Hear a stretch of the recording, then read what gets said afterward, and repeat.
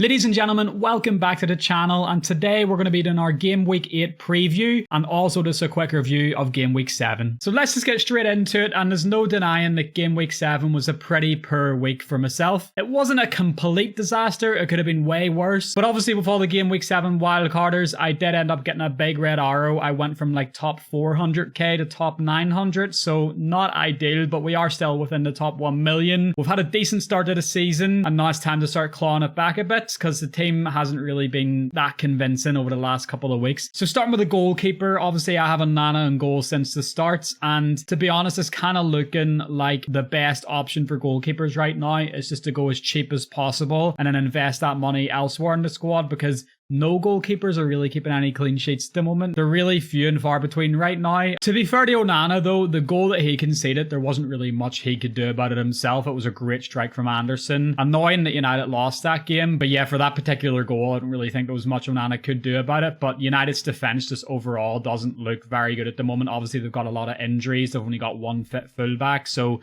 there is, mitigating reasons for that. But nonetheless, Onana's not really doing the job in goal right now. And like I said, I think the best option for goalkeeper right now is just go as cheap as possible, get a starting goalkeeper like Areola or someone like that, and then just invest the money elsewhere in the squad. And then moving on to Matty Cash then. So he managed to get me an assist against Brighton. Obviously, they thumped Brighton 6-1. I've been very happy with my Matty Cash pick. He's one of the better picks for me this season. I've had him since game week 1. I'd watched a bit of Villa in pre-season and had seen how high Cash was playing, so that's why I put him in since game week 1. So he's pretty much set in my team right up until about game week 14, and then I might look at moving him out sort of game week 15 because he has City and Arsenal back to back. So yeah, Cash I'm pretty happy with. I got him in for 4.5 million and he's now worth like 4.9, so I have had some good price increases with him. And then moving on, I did start Kabore for his double game week. He had Everton and Burnley, and to be honest, he didn't really do much. He got a yellow card against Everton. I'm not going to get rid of him or anything. I think he's a good option for 4 million and he's pretty attacking. But obviously Luton's defence, you can't expect anything from Luton's defence in terms of clean sheets. So when you do play Kabore, you're pretty much relying on him getting an attack in return, because I don't see Luton keeping much clean sheets this season. And then for my third defender, I did start Botman and I'd actually benched Estupiñán. But Botman obviously didn't play due to his injury. It turned out it was a lot more serious than what we all thought it was. And he's probably going to be out until after the international break, which is not ideal because I only brought him in last week. So Botman didn't play. I had Estupiñán on my bench, and then Estupiñán obviously scored an own goal and got thumped 6-1 by Villa. So unfortunately for me, he came off my bench, and that's just a bit of bad luck, to be honest, from me, because like I say, I didn't plan on playing him this week. He was on my bench. Probably should have had Udogie first sub over him, but it is what it is. It's just bad luck, and it'll happen to everyone every now and then, so not really much I can do about it now. And then moving on to the midfield, obviously another disappointing performance from Marcus Rashford. It was just a disappointing performance from the United attack overall. Obviously Haaland looks really bright. He scored 2 in the Champions League midweek there, and his movement looks really sharp and bright in the box, but he's just not getting enough chances created for him. He's the only one that really looks like he's sort of a good option if you're going for your United attacker right now. But Rashford and Bruno, I mean, I do think Rashford and Bruno will come good and will hit form and hit their stride soon,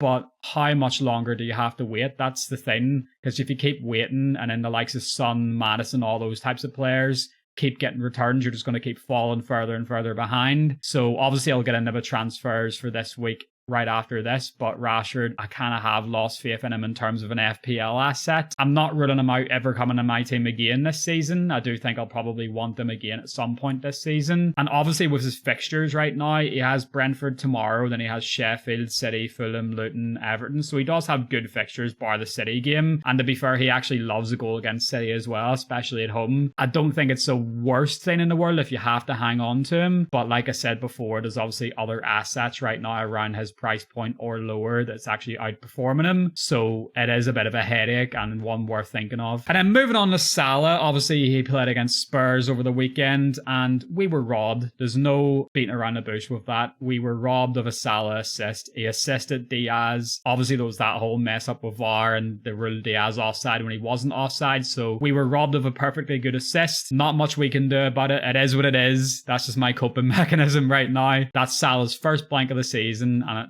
wasn't really a blank. So, I mean, Salah's not going anywhere anytime soon on my team. I've had him since game week 1. He's got good fixtures. Next, he's got Brighton, who are leaking goals left, right, and centre. Then he has Everton, Forest, Luton. So it's probably worth considering even doubling up or maybe even tripling up on Liverpool assets for those fixtures. I don't think I'll be tripling up or anything like that, but Salah for sure is definitely staying on my team, and he's a real captain contender as well for those next few game weeks. And then moving on to Mbeumo, this one's a bit of a frustrating one because I transferred him in around about game week 3, and he did hit the ground running for me. He got 8 points against Bournemouth, but then ever since that, it's blank, blank, blank. And it's kind of a similar situation to Rashford, where there's people around about Mbeumo's price point that are outperforming him right now, so it is strongly worth considering getting rid of him. And then obviously he has United away next. That's his next fixture. Now, saying that, obviously I spoke about United before, and they're leaking goals pretty heavily right now, so it wouldn't be the worst thing in the world if you had to keep Mbeumo for 1 more week, maybe even 2 more weeks, because he has United away and then Burnley at home, and he does have potential to getting returns in both of those games, but I don't see him being a long-term asset in my team anymore because there's other people around his price point like Diaby, Ward-Prowse, the likes of those players who are outperforming him right now and probably have better fixtures. And then for the last midfielder, I did end up keeping Saka. I was considering him, taking him out for a hit, because obviously I was unsure if he was going to start or play like a large amount of minutes against Bournemouth, but he ended up starting because for some reason Arteta is adamant that he's going to play Saka even if he has a gunshot wound. So I am pretty concerned about Saka. Obviously he played 75 minutes in that game, and to be honest, Arteta should have taken him off way before that. He played way too long unnecessarily, and then obviously they had the Champions League fixture midweek as well, and he only played about 33 minutes of that and then was subbed off with another injury.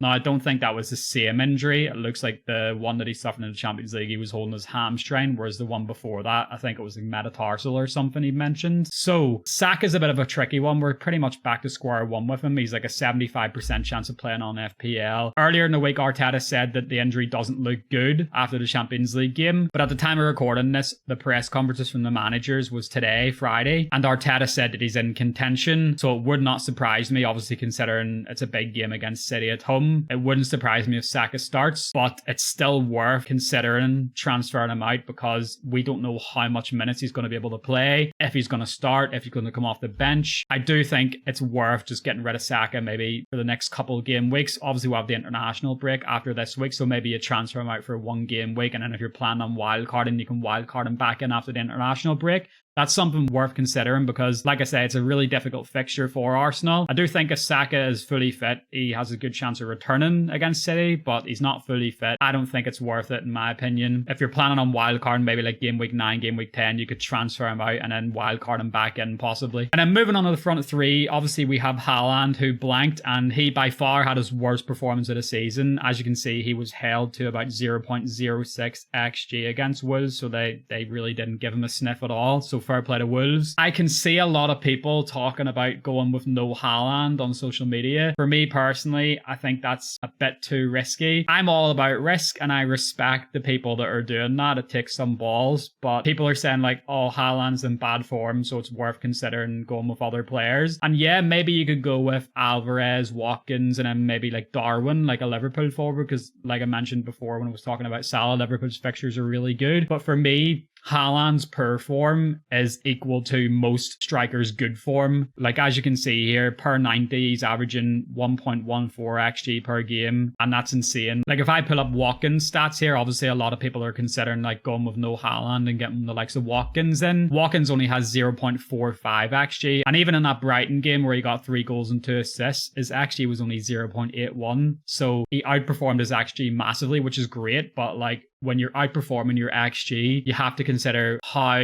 much longer are you going to be able to do that until your luck runs out. Now, that isn't me saying that Watkins is a bad pick. I really do think he's a good pick still, and he's got great fixtures, and I do think he'll continue to return, but he's not going to get like 20 point plus game weeks every single week. As you can see by his previous numbers, he's getting like 5, 5, 2, 5, you know what I mean? So he's like ticking along, and he's a nice asset to have, but I don't think he's going to be returning big consistently. But he's a nice pick. He's definitely worth considering, especially with the fixtures that he has coming up, Wolves, West Ham, Luton, Forest, Fulham. But the point I'm making is Haaland in poor form has still got better stats than Watkins and near enough the form of his life. So I don't think it's worth considering even taking Haaland out. If you do it and it works out, fair play to you, I'll hold my hands up. But for me personally, I don't even think it's an option to take Haaland out. And then for my last 2 attackers of game week 7, I had Alvarez and Morris. Obviously, I brought in Morris course, game week 5 against Fulham in preparation for that double game week. And honestly, I should have captained them. I should have captained them because it was a double game week, but I did think it was a little bit too much of a risk because you don't know with Luton, you don't know how they're going to play. So I don't regret not captaining him, but hindsight's obviously a beautiful thing. Got me 10 points there, so solid enough. He's obviously not a long-term asset in my team. I only brought him in as a differential pick for that double game week, and it worked out well, but obviously I will be looking at moving him out over the next couple of game weeks. And then Alvarez scored a beautiful free kick against Wolves. He's in the form of his life right now. I absolutely love Alvarez. I'm a United fan, so I shouldn't be loving City players, but as a football fan, he's just so good to watch. And he's definitely been the surprise package this season because he started off the season at 6.5 million and nobody expected him to be getting the minutes he's getting right now at City.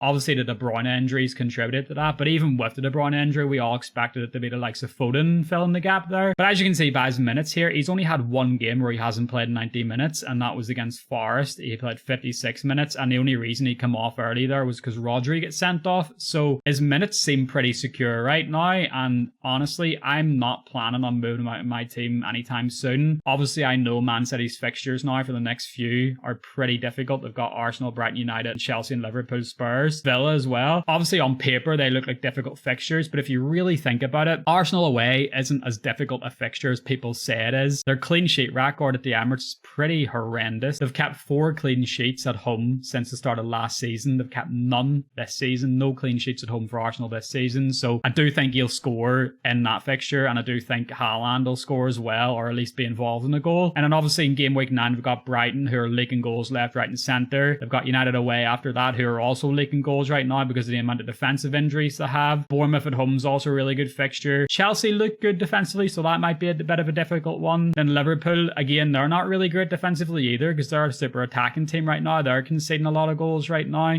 And then Spurs, same for them, super attacking, conceding a lot of goals. And even Villa have struggled in the bigger games this season. They got beat pretty heavily by Newcastle. So honestly, I do think the City players are pretty much fixture-proof, or as close to fixture-proof as you can get. Obviously, they're difficult fixtures, but I don't see the fixtures being that difficult where City struggle to score goals. And if City score goals, Alvarez and Haaland are going to be at the forefront of it. So Alvarez and Haaland, they're long-term holds for me. I'm not planning on getting rid of them anytime soon. And on that note, that brings me to my game week 8 team selection. So obviously a lot of people are wildcarding this week, and I was on the fence about it.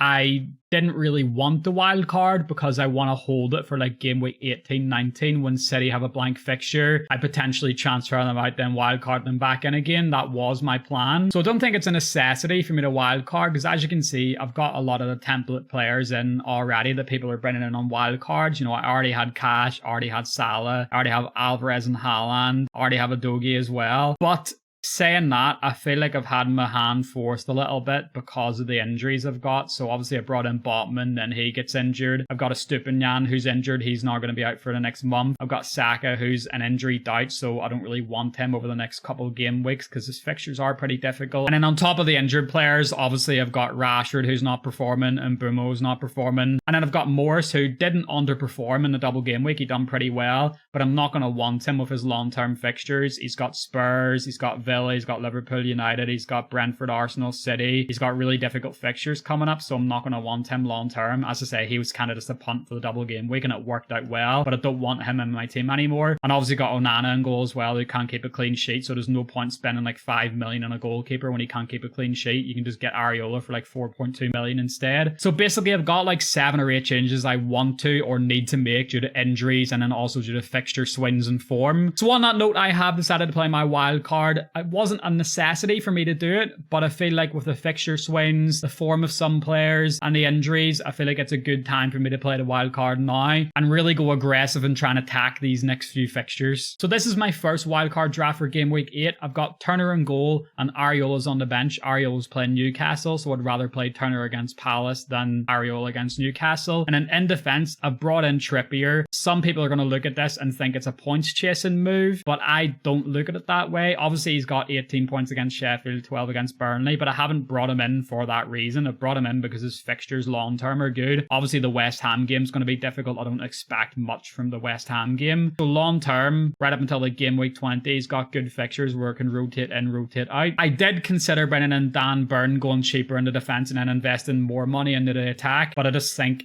Trippier is so good in terms of his attacking returns. If you think about the sheer size of the Newcastle team, Trippier is able to get good delivery into the box every time, set piece or just across in general. So I do think he's pretty much a necessity in my team right now in terms of his fixtures and how he's playing as well. And then I've also kept Udogie. He has good fixtures for the next 5 or 6 game weeks, as you can see. So he's not going anywhere anytime soon. I've had him since about game week 2, game week 3. So I'm happy enough to keep him. I have seen some people go into Poro because he's about 0.2 million more expensive and he's actually offering a bit more of a goal threat right now. And I do like that change, but for me personally, I just don't think it's worth the extra 0.2 million right now. I could be investing that in other areas of the squad. So I'm happy enough with Udogie. And then obviously I've got Matty Cash, who's been in my squad since game week 1. He hasn't went anywhere. His fixtures are really, really good for the next like 5, 6, 7, 8 game weeks. So he's a long-term hold for me, and then I'll maybe look at moving him out game week 15, something like that. And then moving on to the midfield, as you can see, I've got Maddison, Salah, Son, Diaby, Neto. I've got the armband on Son for now. I will talk about my captaincy choices for this week a bit later in this video. Now, like I mentioned before, I've got 2 drafts, and whatever draft I pick is kind of reliant on Diaby. So like I mentioned earlier in the video, it's Friday at the time of recording.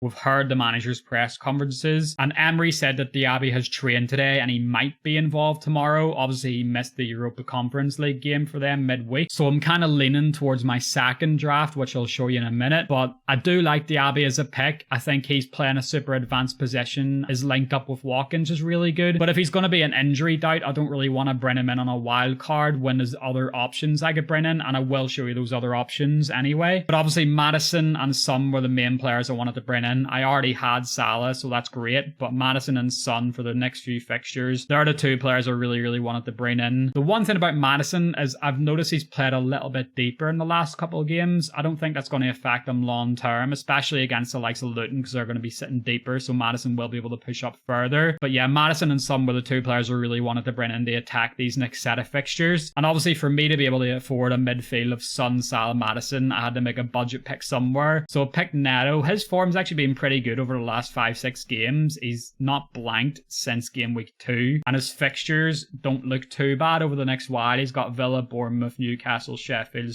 so he's got like pretty much a hard game, a good game, a hard game, a good game, a hard game, a good game. So he's definitely a good budget option there, and you can maybe rotate him in and out, have him as a bench player possibly. And then moving on to the front 2 then, so I've got Haaland and Alvarez. So obviously a lot of people are going to be thinking no Watkins after last week is a bit of a risk, and I agree with that. But I just think with Haaland and Alvarez's form right now, and obviously the fact City are so good, even with their difficult fixtures, I just think they're undroppable right now. I can't bring myself to drop Alvarez's form. Is just way too good right now. And then on the bench, obviously, like I mentioned before, I've got Areola, who's playing Newcastle. I've only benched him because I don't think he's going to keep a clean sheet against Newcastle. He's got good long-term fixtures. He's cheap, and I do think he has a good chance of keeping clean sheets in a lot of those games. And then my other bench players are Archer, Lamptey, Kabore. So Archer and Kabore are pretty much nailed on right now. They're playing near enough 90 minutes every single game, so they're great bench options. They're cheap, and they allow me to bring in higher priced players for my starting 11. Lamptey's a bit of a risky one. I probably would be better going for Charlie Taylor because he seems to be nailed on in the Burnley team, whereas Lamptey's probably only nailed on for like the next 3 game weeks, because obviously with Stupiñán's injury, Lamptey's most likely going to play, and I'm not going to want to play Lamptey in the next 2 fixtures anyway because he's going to have Liverpool and then City, so I might only get the Fulham game out of him if I'm being honest. But for now I have Lamptey there because I might be able to play him in that Fulham game, and I think he'll do well in that. And we don't really know the extent of Stupiñán's injury yet. Obviously they're saying it's about a month, but it could be quicker, it could be longer. I'm not 100% sure yet, but I've got Lamptey in there for now. And then let me just move to the transfer page and show you the other team that I'm considering. So like I mentioned, Diaby is a bit of an injury doubt right now, and I don't really want to bring in a player who's an injury doubt on a wild card. So what I'm considering doing is removing Diaby, downgrading him to a cheap midfielder like Anderson at Newcastle, and then what I could do is remove Maddison, remove Archer, bring in Watkins. Now, obviously I don't really want to remove Maddison because I want to attack those next 3 Spurs fixtures with a triple Spurs, but what I could do is that all leaves me with 6.8 million in the bank, and as you can see, Richarlison only costs 6.7 million.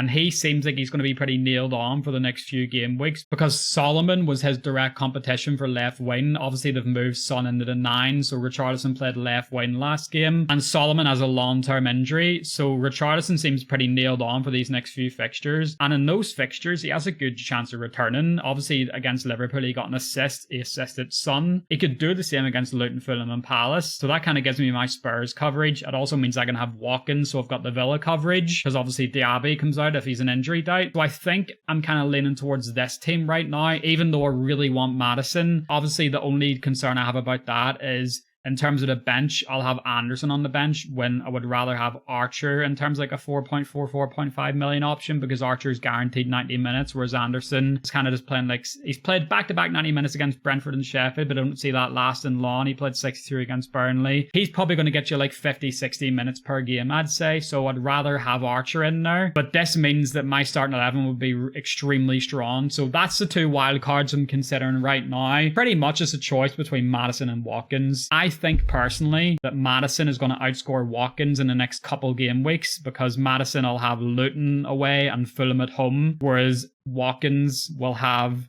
Wolves away, West Ham at home, and Wolves obviously just beat City to look defensively organised. West Ham are really defensively organised as well. I'm not saying Watkins is going to blank in those fixtures or anything, but I just think for the next 2 game weeks, Maddison's probably going to outscore Watkins, so I do want Maddison instead of Watkins. But then after that, Watkins is probably going to outscore Maddison, because then you've got Luton, Forest, Fulham, and then obviously to play each other game week 13. So longer term, Watkins is probably the better pick. I could go with Maddison and then in game week 10 have 2 free transfers and then make the change from Maddison to Watkins. So have Maddison for 2 weeks and Watkins for the next while after that. But then the risk with that is if you get an injury, you then have to use one of your free transfers to replace the injured player. And then you can't really make the double transfer to go from Maddison to Watkins. So I'm leaning towards this team right now. This is a team I'm really liking. Obviously, this would mean I'm playing a 3-4-3, which is not the template right now, but I just think that front 3 of Watkins, Alvarez and Haaland is so dangerous, and I really like it. And then obviously you've got Richarlison, who could get some returns for Spurs, and then obviously if we get good news about Diaby, you can potentially just take Richarlison out and put Diaby in. You've got Matoma, who's going to have really good fixtures from game week 10 forward, so you could take Richarlison out and bring Matoma in as well. So I feel like the options are flexible there. You've got Ward-Prowse as well. Ward-Prowse is going to have good fixtures from game week 10 forward. He's going to have Everton, Brentford, Forest, Burnley. Or what you could do is you could downgrade either Alvarez or Watkins and then upgrade Richarlison to Bowen. So I feel like there's flexibility within this. If I go 3-4-3 right now, I'm not stuck in a 3-4-3. There's definitely flexibility for me to upgrade or downgrade anywhere I see fit. So I'm edging towards the 3-4-3 right now. I will make my decision before the deadline tomorrow. If you guys don't know, I've been doing deadline streams on this channel, so make sure you subscribe and notifications on if you want to join those streams, and I'll make my decision on my team then. But for now, this is my game week 8 team. Like I said before, I pretty much have to choose between going Maddison and Diaby or Watkins and Richarlison. Both really good options. I'm leaning towards going Richarlison and Watkins simply just because of Diaby's injury doubts. And in terms of captaincy, so my 3 choices for captaincy this week are Son, Salah and Haaland. So I've got the armband on Son for the meantime because I do think Luton's the easiest fixture out of the 3. They're all away games, so that makes it a little bit more tricky. I do think Brighton and Arsenal are more difficult games, but if you think about it, obviously I mentioned earlier, Arsenal's home form is not great in terms of keeping clean sheets. So I do think Haaland will return, but I think he's going to return 2 or 3. No, I think he'll maybe return 1 against Arsenal. And then with Salah versus Brighton, he's going to be up against Lamptey because Estupiñán's injured. So that could work out in his favour. I don't think Brighton are a bad defensive team overall. They've been bad this season, but I don't think they're that bad and they're going to be that bad long term. Liverpool are probably going to score a couple against Brighton, and if they do, Salah's going to be involved in it in some capacity. So my captain choices this week are pretty much between Salah and Son, and like I said, I'm edging towards Son. The only concern I have about Son right now is he seems to be carrying a bit of a knock, so he's not a guarantee to play the full 90 minutes. Obviously, the last couple of game weeks, he's been playing like 68, 78, 79, 71, so he's playing around about 70, maybe 80 minutes the last couple of game weeks, and he might not play the full 90 against Luton, especially if Spurs are beating Luton by a lot early. Like if it's 50 minutes into the game and Spurs are 3-0 up, I don't think Postecoglou's going to risk Son and play him for 90 minutes. He's going to take him off. So that's the thing to consider with captain and Son this week, and that is tempting me to go to Salah instead. But for now, the armband's going to stay on Son, simply just for the fact that I think he's going to start, and I think Luton are a really poor defence, so I do think he'll be involved in the goal somewhere. But in the end, I'm happy that I'm playing my wild card this week. I've had a decent start to the season. I'm in the top 1 million, and now it's time for me to start really attacking the leaderboard and trying to climb up those ranks and get a few good consecutive green arrows in a row. If you enjoyed today's video, I would appreciate it if you could leave a like, and make sure to leave a comment below as well and let me know your thoughts on this team. You think I'm making the right decision going for the 3-4-3? You think I'm better going for the 3-5-2? I think there's flexibility for me to mess around with this over the next couple of game weeks. Like I said, I can go Richarlison to Diaby. I can bring Ward-Prowse in maybe if Richarlison's not performing. I can maybe go Son to Saka because I'm going to want Saka back once he's fully fit again. I think the flexibilities there. I'm pretty happy with this team. Let me know what you think in the comments, and good luck in game week 8.